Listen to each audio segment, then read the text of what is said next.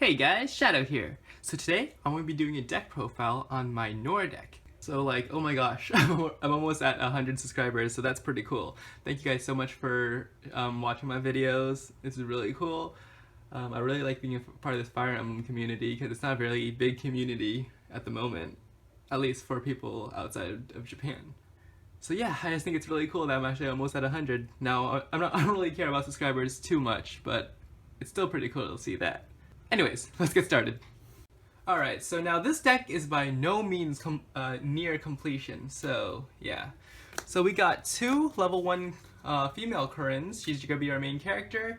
So a lot of people have been wondering why I don't use other cards as main characters, because this is just a more theme-based deck. It's not supposed to be like super tournament competitive. These are just kind of for fun, so I'm just using the main characters of the cards I like at the moment. But I can make more competitive decks later if you guys are interested in that. So anyways, yeah, we got two level 1 Corrins. We got 4 of the level 4s. So yeah, basic. And right now I'm just running 1 of the level 5 because I only have 1, but I'm actually going to try using more level 5s because a lot of people have been telling me to do so, and I'm going to try it out. So yeah, I'm going to be trying to get another one of those, and then I'm going to try using that. And with the new update or clarification on class changing, where if you class change a level 5 onto a 4 and you get a draw, it does make level 5 slightly better. So I'm going to see how that works later in the future. So yeah, that's what I have for Corrin right now. And then next we have 4 copies of Leo. So he's sort of our main character in this deck. Like, he's really important to this deck. We're using 4 of him because when you mill him, you actually get to discard 1 card out of your opponent's hand if they have 5 or more cards. So that's really good to mill, and so this deck, you want to be attacking whenever you can, even though you know the attack is not going to go through. So you attack, and then if you're lucky enough to mill any of the Dark Mages, you get to discard a card out of your opponent's hand. And that's important for late game, because you want to keep your opponent's hand at around 4 if possible, so that way your Dark Mages can gain their extra 10 attack. So he would gain extra 10 if your opponent only has 4 cards in their hand. And then also, when you class change him later on, you can have a higher chance of discarding your opponent's main character out of their hand, and then possibly winning the game that turn. So yeah, you want to have around 4 cards, and then when you class change him, if you were to discard 1 card by his first effect, and then you can choose 1 card with the same name as the card you discarded, and then decrease that card's attack by 20.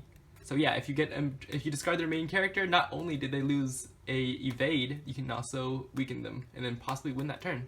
So yeah, this deck is kind of focused around him, except since he's only 60 attack and he's a cost 5, we're not going to use him as the main character. Oh, and sorry guys how I keep changing how I talk about these cards, because sometimes I just have them all laid out and talk about them, but I'm going to try new things to see which was the best way to do something. So this way I can talk about each card individually and focus more on just 1 card at a time. So right now, we're also going to be using 4 copies of the level 1 Camilla. She's a 30 support. I kind of wish she had a rescue effect, because this deck really needs mobility, and it doesn't have any card that you can just tap and move something. So I wish that was her effect, but it's not. But she's still a 30 support, which makes her really good. And then her class change ability, or her class change, it's like a super overkill card, so her attack actually becomes 120 during your turn if you class change her. So pretty much you're gonna guarantee to run over the main character with that effect, or that attack. And then she's a 30 support again, so definitely use her. And then if she somehow remains on the field until the start of your next turn, you can destroy something. Usually that effect doesn't happen because your opponent doesn't want to deal with her 120 attack again, so they're definitely going to kill her, if possible, during their turn. But if it doesn't and you have ways to block it, then perfect. Alright, and next we're going to be using 4 copies of the level 1 Elise. I like using 4 copies of my cards because it allows me to block, or to evade and do critical hits easier. So I'm using 4 copies of her, and then I'm only using 2 copies of the level 3 actually, because she's not that good. She's good, but her trigger effect has to trigger when something destroys a card by battle, so it's just really hard to get off, and sometimes you really need to get her effect off and you can't because you just can't kill something. So I'm actually going to want to replace her with level 4s, maybe 4 of those later, so I want to replace her with 4 level 4s later on. But for now, I'm just going to use 2 of the level 3s. But yeah, the level 4 is better because you can actually heal your orbs with it, and then her effect is also still a trigger effect, so you can use it before your turn and not have to tap it. And for now, I have 3 zeros in, but I'm gonna have to replace him.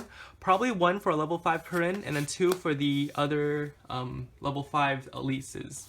So he's just in there for now, but he gains attack when cards are discarded, which is very often in this deck, since Leo discards cards, and all the Dark Mages, when you mill them as a support, will discard cards. So his attack could be base 90, which is pretty much to win the battle against the main character. But the problem is, he's only 10 support, and I really don't like 10 supports.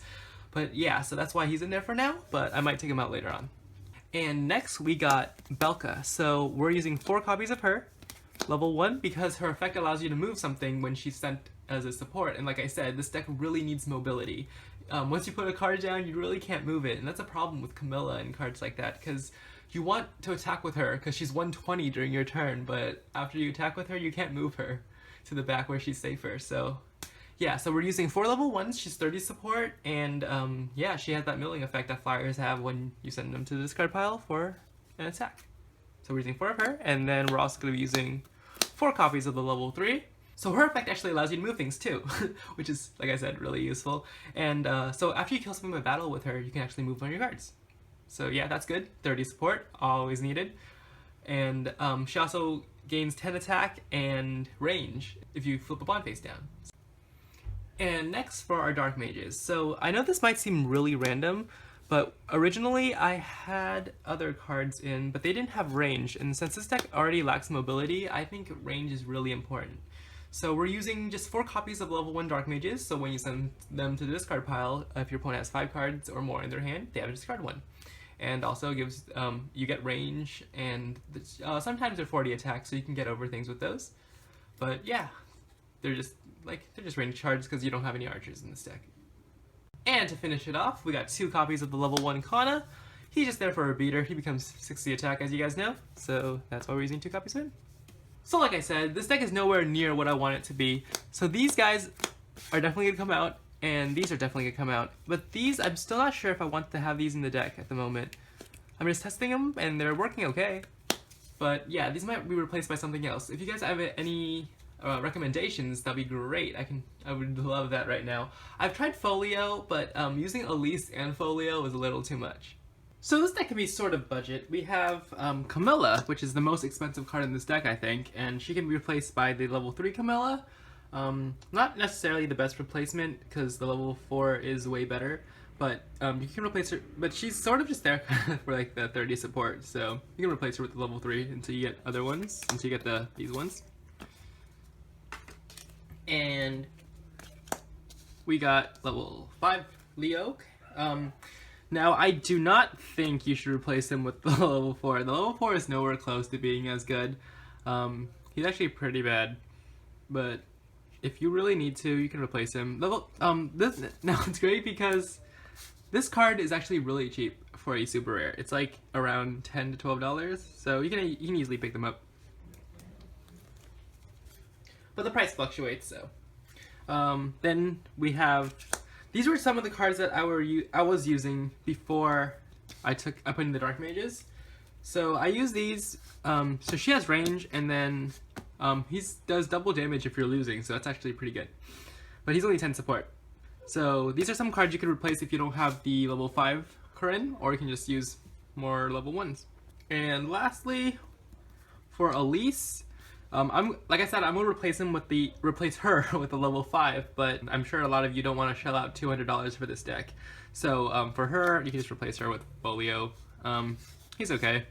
He prevents your opponent from moving cards around, which is pretty cool. So they can't move their own cards by effects of their flying units, and also they can't, if they're like a marked deck or something, they can't move your cards around during your turn, or during their turn. So that's my deck, and as always, thank you very much for watching. Leave your comments, whatever, help me improve this deck, because like I said, it was nowhere near being completed.